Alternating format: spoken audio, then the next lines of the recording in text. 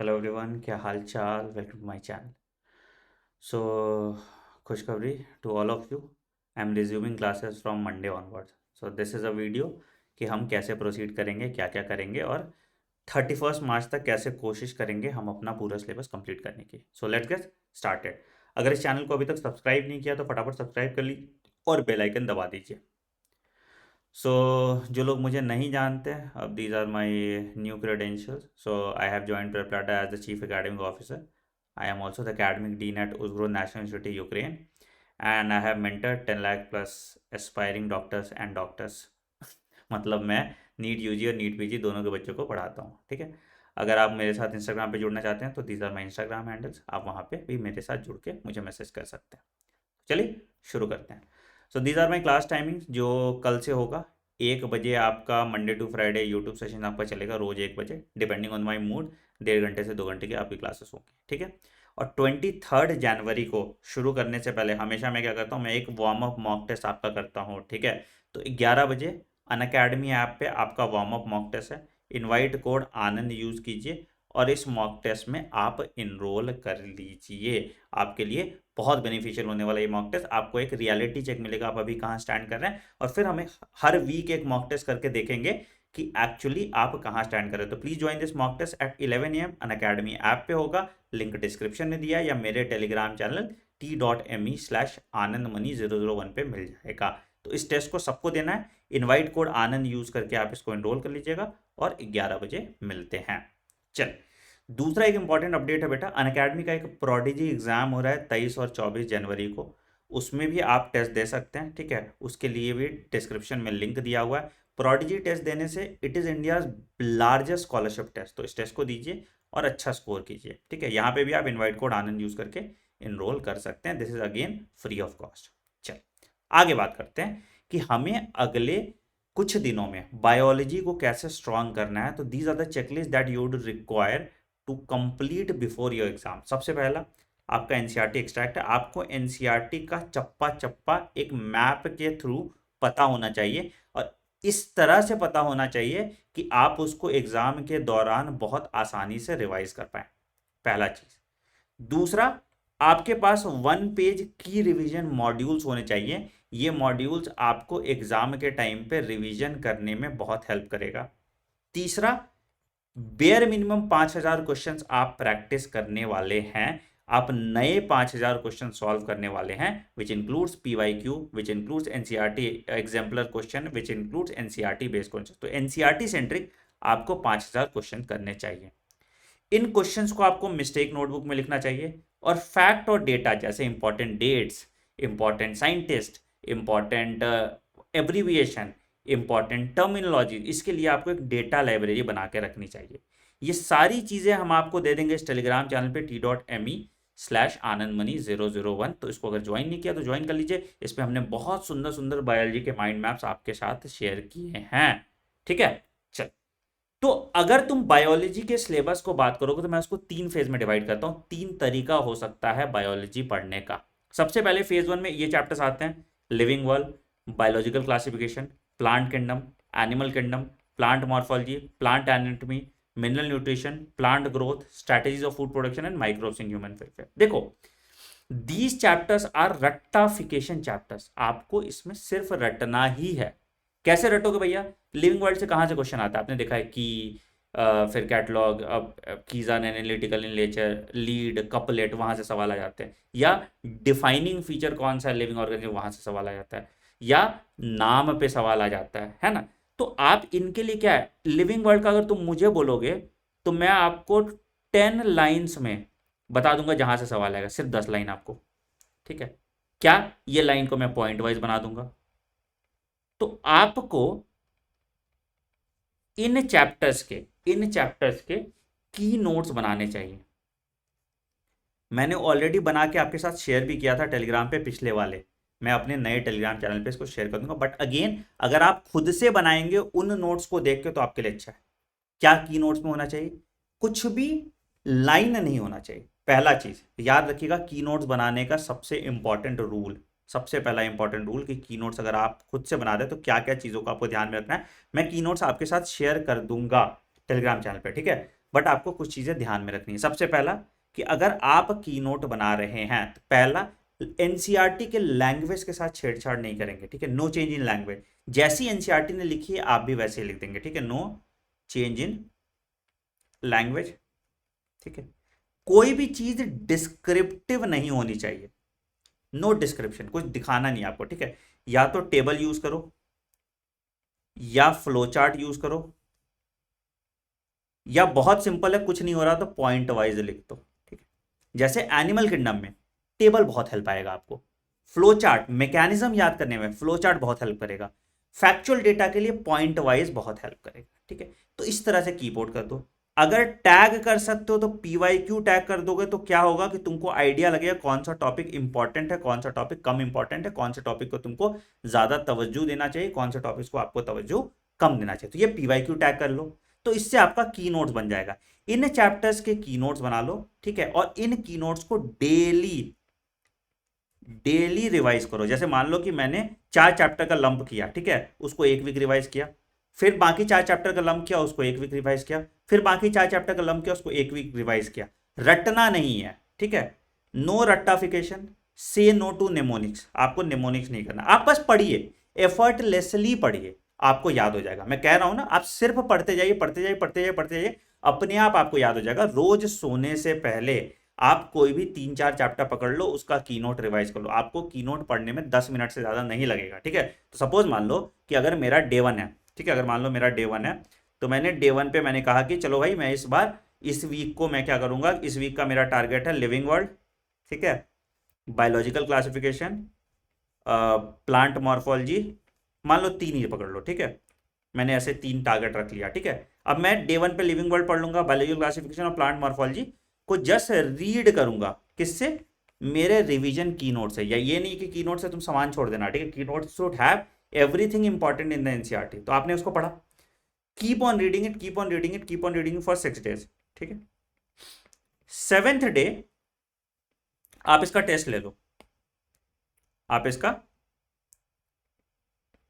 Test ले लो, ठीक है।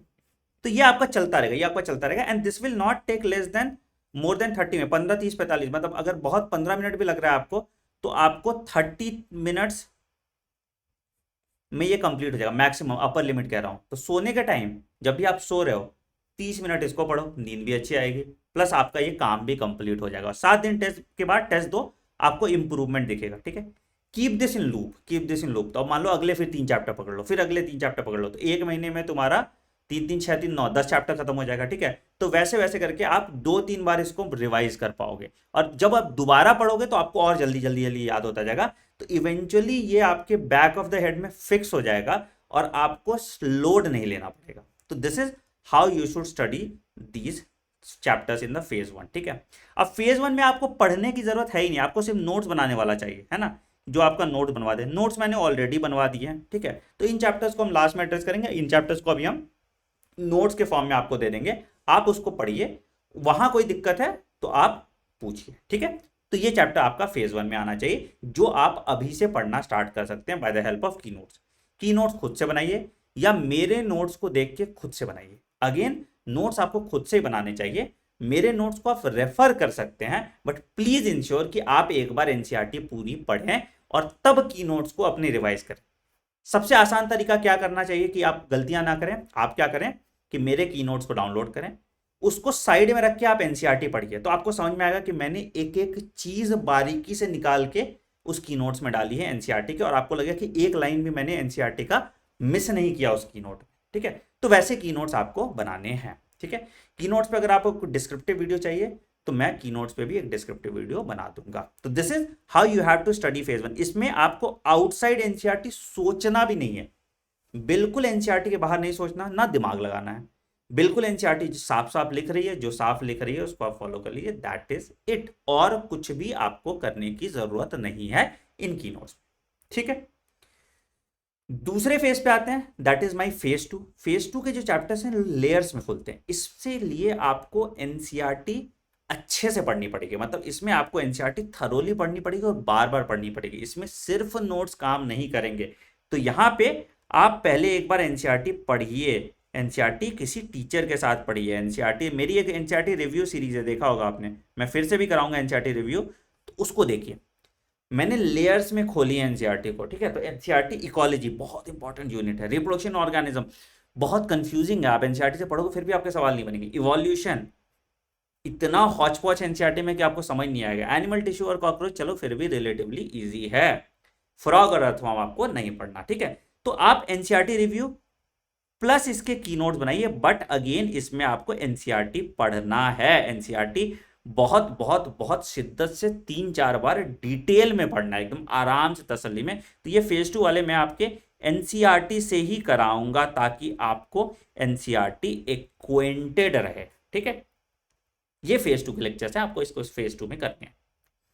फेज 3 जो सबसे इंपॉर्टेंट है और सबसे कॉन्सेप्चुअल है, यहां पे आपके कॉन्सेप्ट्स आते हैं, तो इनको हम डिटेल में पढ़ेंगे, ठीक है। इनको हम थोड़ा एनसीईआरटी के बियॉन्ड जाएंगे, ऐसा नहीं कि हम बहुत एनसीईआरटी के बियॉन्ड जाएंगे, हम आपको बता देंगे कहां पे हम एनसीईआरटी के बियॉन्ड जा रहे हैं, तो हम इसको थोड़ा एनसीईआरटी के बियॉन्ड जाएंगे, फिर वापस बैक टू सर्किल आ जाएंगे, ठीक है। क्योंकि ये कॉन्सेप्ट है, अगर आपको मैं एनसीईआरटी के बियॉन्ड जाके कॉन्सेप्ट नहीं समझाऊंगा तो आपको कॉन्सेप्ट समझ नहीं आएगा।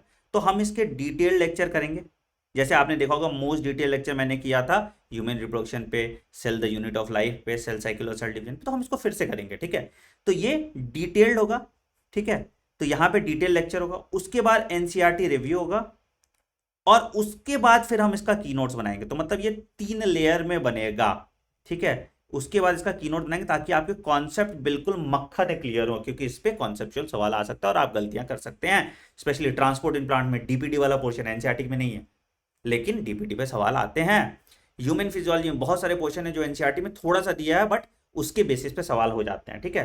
तो लगता तो है कि सवाल आपके एनसीईआरटी से है, बट आपका अंडरलाइन कॉन्सेप्ट क्लियर नहीं होता, जिसकी वजह से आप गलतियां करते हैं। तो we will start our course with this phase only, we will start our course with this phase only. और हम लोग सबसे इंपॉर्टेंट चैप्टर से स्टार्ट करेंगे, हम लोग स्टार्ट करेंगे ह्यूमन हेल्थ और डिजीज, ठीक है। मुझे पता है मैंने 2 चैप्टर अधूरे में छोड़े हैं, दैट इज ह्यूमन रिप्रोडक्शन और जेनेटिक्स, बट यार मुझे फिर से पढ़ाना है, ठीक है। मुझे मन लगा के शिद्दत से फिर से पढ़ाना है, तो मैं सब कुछ फिर से पढ़ाऊंगा, ठीक है। फेज 2 और फेज 3 मैं कंप्लीट कराऊंगा, फेज 1 आपकी नुपुर मैम कंप्लीट कराएंगे। यार देखो बहुत बोरिंग लगता है मुझे पता है तुम लोग को मुझसे ही पढ़ना है, बट एक ही बात है, मैं अश्योर करता हूं कुछ भी आपके एनसीईआरटी के बाहर नहीं आएगा, you have my word on this. तो फेज 1 आप साइमल्टेनियसली नुपुर मैम से पढ़िए, फेज 2 और फेज 3 के लेक्चर सारे मैं आपको कराने वाला हूं, ठीक है। तो ये आपका कंप्लीट पूरा सिलेबस हम 31 मार्च तक कर देंगे, ठीक है।